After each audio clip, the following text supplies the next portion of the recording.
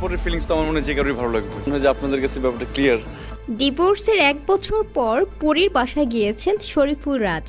হ্যাঁ দর্শক, পরীর প্রাক্তন স্বামী শরীফুল রাজ পরিমণি বাসায় গিয়েছেন। পরি বললেন মায়া আছে বলে রাজকে বাসায় ঢুকতে দিয়েছি। রাজের সঙ্গে পরিমণির বিচ্ছেদ হয়েছে প্রায় 1 বছর। বিচ্ছেদের পর থেকে ছেলে পদ্ম পরিমণির কাছে বড় হচ্ছে। বিচ্ছেদের পর থেকে তাদের দুজনের মুখ দেখাদেখি বন্ধ ছিল। এতদিন সন্তানকেও দেখার সুযোগ হয়নি রাজের।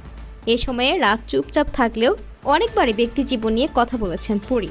ছেলের প্রতি দায়িত্ব পালন না করার অভিযোগ তুলে বেশ কয়েকবার দেশ বিদেশের গণমাধ্যমে রাজের সমালোচনা করেছেন।